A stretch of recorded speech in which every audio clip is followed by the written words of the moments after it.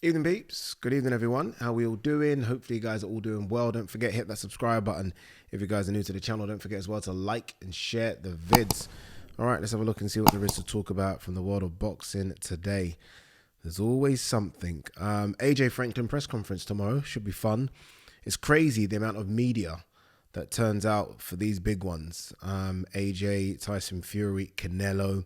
It's honestly crazy, but looking forward to it.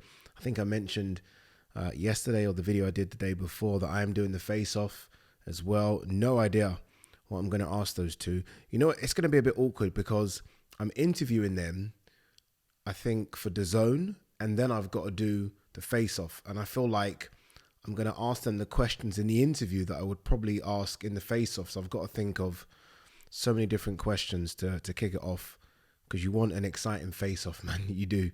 You want someone to say something a bit crazy. So I'm going to have to poke both of them a few times, and hopefully we get something, especially from Franklin, because Franklin's been talking about knocking out AJ. So hopefully if I say something like, Franklin, you said you're going to knock out AJ, hopefully AJ responds, and then you can just sit back and watch them two go at each other. All right, let's have a look and see what there is today. Martin Bakole targets heavyweight title after signing with Boxer. You know, I saw this a couple of hours ago. Good on him, man. I felt like he didn't get the love he should have got after that big win against Tony Yoka. I mean, that was a big win. Big win. I mean, you know what? Bakole's done well since losing to Michael Hunter. He's rebuilt himself. He's gone away, had a couple of really good results. You think of Maris Vac. He put a beating on Maris Vac, which you guys might not put much stock into, but I think that's a solid win after a defeat. And then, again, Yoka. I think Yoka was a very, very good win. And hopefully there's some big fights out there for him. Like, I would love to see Joe Joyce versus Martin Bakole. I'd like that. Who's Boxer got? So Boxer now have Joseph Parker, Michael Hunter, Hughie Fury, Bakole as the top heavyweights. I mean, there's some good fights there. There's some good fights. So hopefully Boxer can get some good fights on in the next couple of months. Akoli, WBO title fight set for March 25th, my birthday, at the AO Arena in Manchester. Jack Catterall also on the show. Good. I did say this a few weeks back. As soon as we found out that Josh Taylor's out injured, Jack Catterall can't sit on the shelf. Like, it's ridiculous. He's not fought for a year. That fight was nearly a year ago. You've got to be active. So yeah, it's good that he's out. I don't know what type of opponent they're going to give him, but regardless, it's good that he's just going to stay busy a bit. It's risky, don't get me wrong. Anything could happen, a cut, an injury, anything can happen, but you can't just sit on the shelf waiting for Josh Taylor fight. You've got to be out there and you've got to be fighting. Now, Oscar De La Hoya believes that Ryan Garcia could put Gervonta to sleep. He's obviously going to say that. This fight's a mess now. Chris Mannix, obviously the DAZN commentator, tweeted that the fight's in jeopardy just because of this rematch issue. DAZN, it seemed like, going off what Chris Mannix tweeted, it seems as though the first fight was going to be on PBC Showtime. It was going to be a Showtime production. That's what it seemed like anyway. And that the rematch at least was going to go on DAZN. And now all of a sudden, I think Showtime are like, no. If there's going to be a rematch, remember, Gervonta Davis is the only one that can invoke the rematch clause, which again, who knows, right? There could be loads of misinformation here, but if Gervonta Davis was to invoke the rematch clause, that fight was going to happen on Showtime. That's crazy. There's no way DAZN would agree to that. So, yeah, I feel like it's very, very unlikely that fight happens now. Demetrius Andrade on Canelo Ryder. Not saying John Ryder is an easy opponent, but come on, man. I mean, Demetrius, we could go down your resume. I don't want to do that because I think you're a good fighter and it's not fair on you, right? It's not like you didn't want the fights, but no one at 160 or 168 can say anything about Canelo's resume. Canelo's not my favorite fighter, but no one can say anything about that resume. You just can't. I'm sorry, you can't. No 160 or 168 fighter, not even Golovkin, you can't say anything about it. So as much as Demetrius might say, come on, man, about John Ryder, you do your work. You do your work. This is a Canelo that's just fought Bivol and Golovkin. I know some of you will say, "Oh, Golovkin was done." He's fought Bivol and Golovkin. If Golovkin, for those of you that say Golovkin's done, I still think Golovkin would beat anyone at 160. I still think who are the top dogs at 160? I think he'll beat Jamal Charlo. I do. I think he would beat Janibek, especially after watching Janibek's recent performance. Who else is there? Munguia. Munguia will be tough, but I think he'll do him as well. So, and that's what, I know it was at 168, but that's what Canelo made pretty light work of. Talking about Golovkin, he's vacated his IBF middleweight title. Esquiva Falco is first in line for the vacant belt. No idea who that is. I just want to quickly speak about Rosado, a fighter that I like and respect a lot. I've met Rosado a few times. I met him at the Ryan Garcia fight. He does a lot of commentating for DAZN. So when I've gone out to America, Rosado's there, and always got good words to say to him, because I think he is he's someone that has really maximized his potential. I'm a sucker for that. I always feel like there's some fighters out there you just feel like you've not maximized your potential, man. Well, I look at Rosado, and this is a guy with 16 defeats. And I laugh because that's crazy, right? Very much like the Chisora of America, whereby, he's defeated and loses fights, but he's always still in a big one because he's just about competitive enough to hang on, and he's got name value. Rosado has won like 3 fights in his last, I think, 6 or 7 years.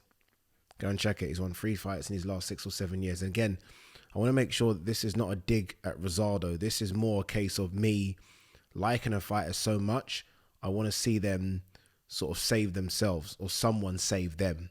Rosado's a fighter. I've been around fighters now to know that fighters will just fight. It's weird. Before doing stuff for DAZN and Matchroom, I was like most people. You watch them at home, and there's no relationship with them. But when you sort of speak to fighters and you interview fighters, you realize that they're built differently. They will fight and continue to fight unless something happens. And sometimes it's the worst that happens. But yeah, you guys would have seen the announcement that Rosado is fighting Gilberto Ramirez, Zerdo, who we just saw go the distance with Dimitri Bivol. And I remember I interviewed Gilberto Ramirez. He's a massive 175 pounder. So much so that after that fight, Chris Mannix actually asked him about going to cruiserweight. That's how big he is. Rosado has had fights at 168, but he's a career 160. Rosado's fought at 154. He's a career 160 guy. That's what he is. His last fight against Akhmedov, I was there for it, was the undercard of Canelo Golovkin. Awful performance. It's just one of those performances where you feel like it's just not there anymore. Whereas normally Rosado would just find a way, like make it competitive, do something. It just wasn't there. And I thought, okay, you know what? That's it. It's cool. It's fine. It's okay. It's all right. What fight I realized it wasn't there? I remember, look, by the way, he got that really good win. I said he's only had 3 wins in 7 years or 3 wins in 6 years. He got that really good win against Milokuziev, like surprise, fantastic knockout, just landed clean. And that almost gave him a new sort of lease of life, right? And then he had the fight against, I don't know the order of the fights, but I think it was Shane Mosley. No, it was Munguia. Fought Munguia, and you're gonna get a Munguia because of the Milokuziev. It was Munguia fought on the same card, so it just made sense. No shame in losing to Munguia, by the way, but then he fought Shane Mosley Jr., who I don't rate. I don't think Shane Mosley Jr. is a very good fighter, and he lost. And that's when I thought, it's done. It's done. It's okay. It's done. He's 37 now.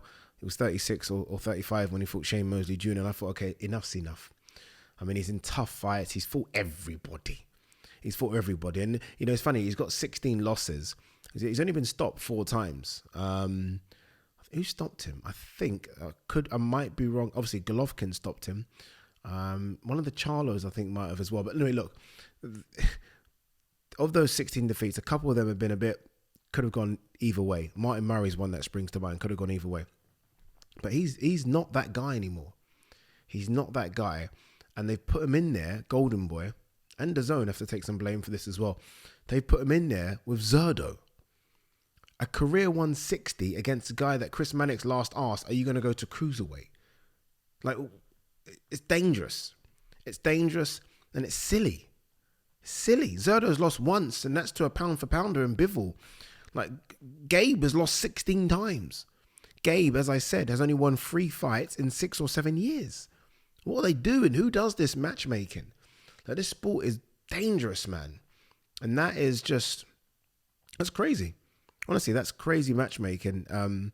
Look, again, Gabe's a warrior. He's going to take the fight. It's not as though Gabe needs money. I mean, everyone needs a couple of quid, right? But Gabe's done well. Gabe's been in some big fights. He's okay. Hopefully he's not stupid with his money, and he's made some investments, property, put some money away. I don't think he's doing it for money.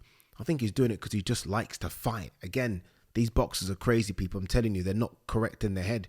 He just wants to fight. But no. It's silly. And I hope he doesn't, but all I can see is him taking a beating. And I don't even think Zerdo's that great, by the way, but Zerdo's fresh. And this fight doesn't even make sense for Zerdo. Like, what's Zerdo doing fighting Rosado in terms of, like, Zerdo should be thinking, I don't know, give me Boatsi. That's what Zerdo should be thinking. In fact, that's a great fight there. That's a great fight. Both of those guys won a world title crack. Zerdo's just had one. You know, you beat a contender coming up, you can get another one. Rosado, honestly, very bad matchmaking. And I'm surprised a lot of you guys on social media haven't made enough noise about this. Not happy with it. Not happy with it at all. Anything else very quickly before we wrap? Frank Warren, Joe Joyce will have proper test in Zhang. Fury could be next.